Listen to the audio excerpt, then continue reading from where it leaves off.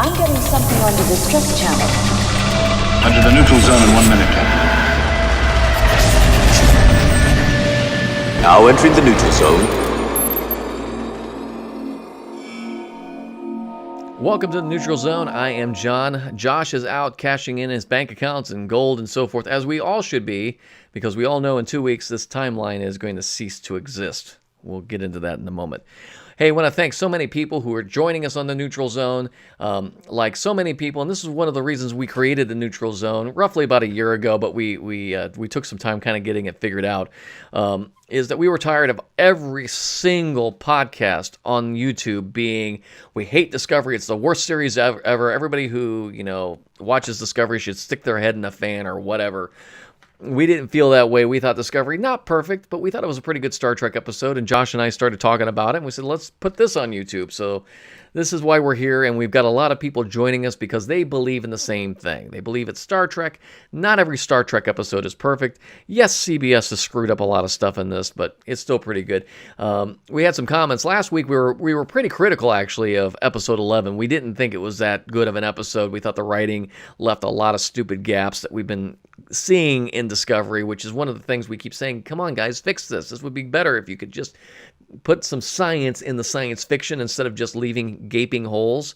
Well, anyway, Stress-Free K was critical of my critical review of Episode 11, but also agreed that, you know what, it's going to be it's going to all be fixed. So he's one of these guys who's believes it's going to all work out. And you know what? Let's hope it does. Fireside Chat's one of our newer folks, and also said that the first two seasons of The Next Generation were horrible. And they were horrible episodes. I'm the original series guy, and I'll tell you, there are some dogs in the original 72 episodes. And so our whole point is Discovery is not perfect. It would be great if they could tie some things together, and it seems like season 2 rather has been one gigantic attempt for them to make a pivot and correct the series. I think they could have done it in a couple episodes, but they're taking 14 to do it. So let's talk about Through the Valley of Shadows, episode 12.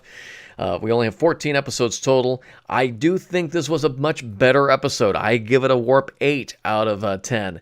I thought there was a lot of things good, and here's the checklist you can always say when I think the Discovery episodes were good. Was there a lot of Captain Pike? Check. Was there any Saru? No, there wasn't, but he was there. What about Reno? Well, Reno showed back up, and I said several episodes ago, if Reno shows back up just out of nowhere, like she's been asleep in her quarters for the past 7 episodes, I'm going to be really ticked. Well, guess what? She showed up as if she's been asleep in her quarters for the past 7 episodes, and doesn't work on anything engineering-wise, at least she says she's going to, but she's more concerned about helping, Stamets and Hugh get back together. I don't care. I don't care about Riker and Troy. I didn't care about Troy and Worf. I don't care. Just move on. Let's do some science in the science fiction show. But I know some of you like it, so it's a free world. Go on. I just think it's a waste of time. So there was 2 big things in this episode. The time crystals on the Klingon planet, which was, somehow they got a red signal telling them go to the Klingon planet, where we see the no-name baby, who is Vox baby. And they managed to navigate that pretty well. And I want to say, is it L'Orelle? L'Orelle's the Klingon Chancellor. I beg of you, Star Trek prosthetic makeup people, I can't understand her. Will you please put her on a diet or something with her makeup? Because it's like, she sounds like Rocky's sister. I don't know. What? What did you talk about? What are you? I don't get it. Anyway, so they work this thing out, and Pike, of course, volunteers because he's the man, goes down, takes care of this time crystal thing where we see the no-name Klingon, the baby, who's now an adult. Now, I thought the time crystal thing was going to be a little weird. I was not looking forward to how they were going to deal with this because I thought this is going to be another one of these train wrecks, but they actually handled it pretty well. I liked the fact that he became an adult. It did have, and for those of you who are Deep Space Nine fan, it had that orb feel to it.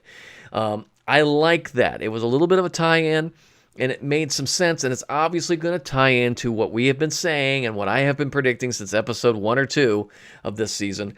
There's going to be a big time reboot at the end of the season. I think it's probably even going to happen this week. We'll find out. But I like the time crystals things. I like the whole flashback, and we see the flashback in a very powerful scene with Anson Mount as Christopher Pike, and he sees the wheelchair version of himself. Very nicely done. Again, if there's anything about Discovery I hope you say is the production team, the designers, the production designers are insanely good with keeping the Star Trek universe working and making it feel like, yeah, this is an updated version of a show that we really like. The writers, I'm not real sure if they're quite on the same plane, but the production team, just great.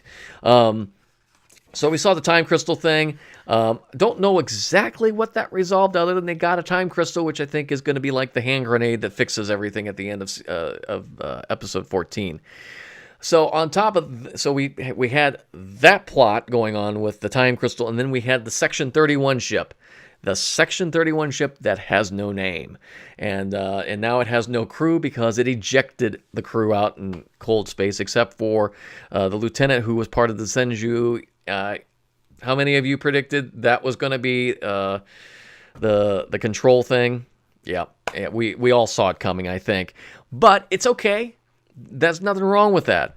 It's nothing wrong with you see a horror film and you see the person walk through the hallway and you go, don't walk through the hallway, and then she gets her head taken off with a hacksaw or something.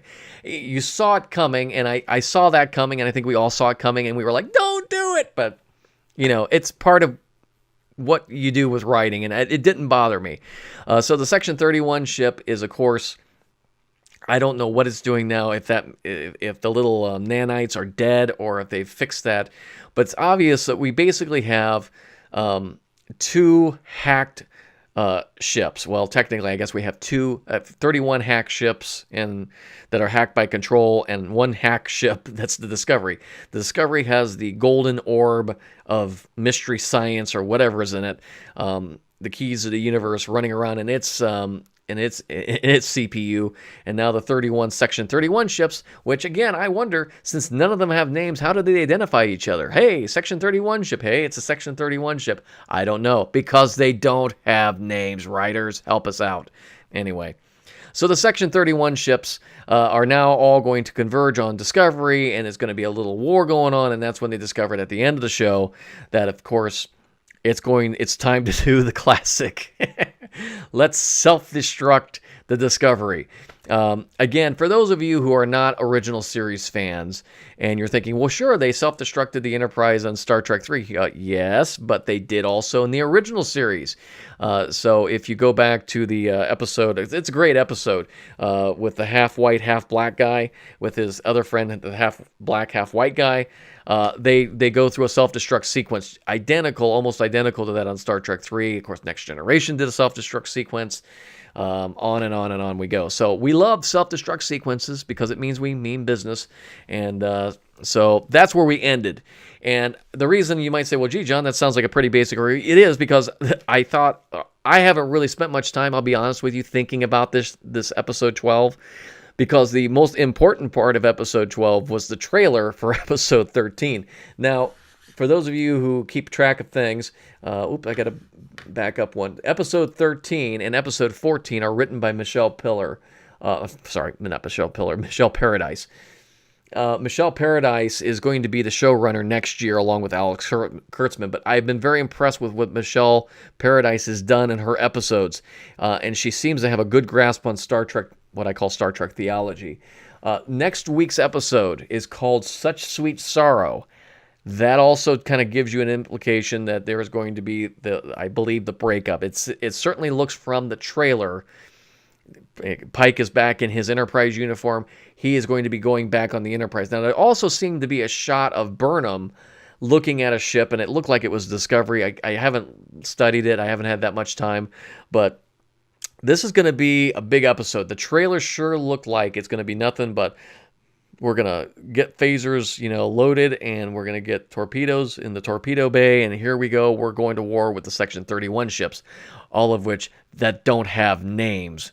But this is going to be, I think, an interesting episode because you saw the bridge shot, and let's just stop everything and talk about the bridge shot. It was on for 2 seconds. You can see Pike's kind of walking off toward the captain's chair. You see number 1 Rebecca Romijn back in. Thank goodness, she's been so overused in Discovery. She's back in as number 1, and you see that shot we've been waiting for of the bridge all year long, and it was stellar. And I think the thing I noted more than anything is the chairs on the helm, just beautifully stock from the original series.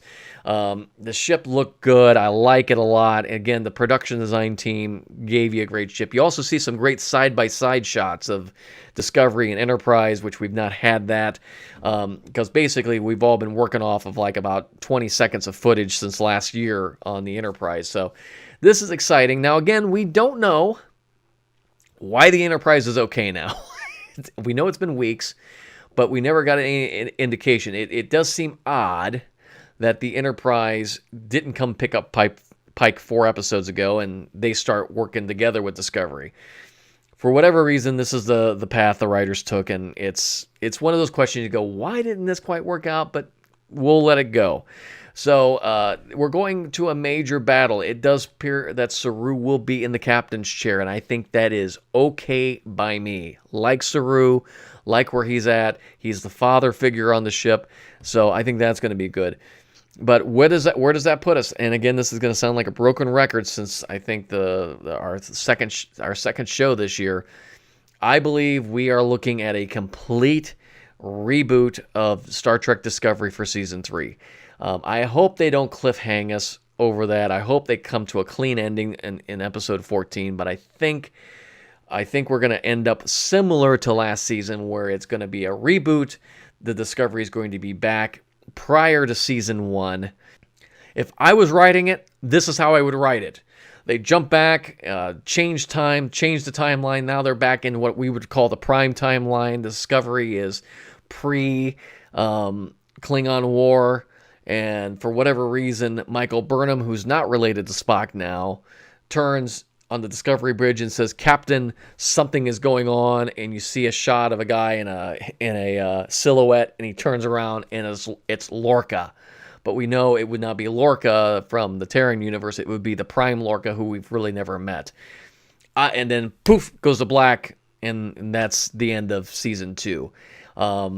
I know a lot of people would see that and go, okay, that's stupid, but I'm trying to figure out a way, in my mind, that you're rebooting the series in season 3. I liked Lorca. I'd like to see a Lorca who is more like Captain Pike, who's the benevolent, good captain, and see how this all pans out. That could mean Ariam's back on the ship. There's a lot of possibilities that they can reboot with this. Will they do it? I don't know. Probably not. But there's just a couple things I want to make note of. CBS, you have to look at Star Trek. You got to look at the corporate stuff going on. I know a lot of people said CBS is near bankruptcy or whatever. Okay, I don't know what you guys are watching, but I watch Fox Business. CBS is doing pretty well. They're about ready to merge with Viacom again, and that could change some of the licensing issues with Star Trek, possibly even into the next series. A lot of people are saying, well, Picard, Patrick Stewart wants too much money for his Star Trek series. CBS is going to give it to him, okay? This Star Trek franchise is the only real thing that CBS has. They are doing pretty okay with it. They're not doing stellar, but they're not doing bad. It is the only thing keeping the CBS app at the moment running in Twilight Zone. So, and if you're an Apple person like me, Apple announced some of the new TV OS they're doing, which is going to have the CBS All Access app built in. So when you add all these things up, that means CBS is doing okay. And when CBS is doing okay and Viacom's doing okay, that means Star Trek Discovery is going to be there. It doesn't matter how bad you think the writing is or how much you hate Michael Burnham.